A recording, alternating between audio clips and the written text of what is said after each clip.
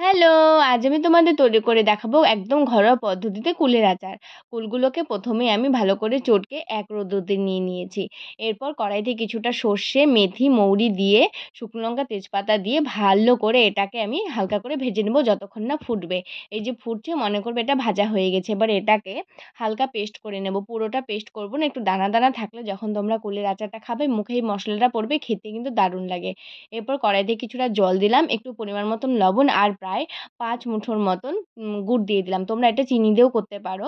আমি এখানে চিনি দিইনি, গুড় দিয়েই করেছি। করার পরে এই কুলগুলো দিয়ে দিলাম। দেওয়ার পরে এটাকে ভালো করে নাড়িয়ে নিতে হবে। আর হ্যাঁ, মনে রাখতে হবে এটা কিন্তু গ্যাসটাকে কমিয়ে করতে হবে। নইলে কিন্তু গুড়টা বা চিনিটা নিচে লেগে যাবে আর কিন্তু তাড়াতাড়ি হয়ে যাবে, ভালো হবে না। নাড়তে, নাড়তে যখন প্রায় এই অনেকটা শুকিয়ে আসবে তখন এই মশলাটা দিয়ে দিতে হবে। মশলাটা দিয়ে নাড়িয়ে চাড়িয়ে ব্যাস নামিয়ে নিলেই তৈরি হয়ে যাবে ঘরোয়া পদ্ধতিতে কুলের আচার। চলো টাটা!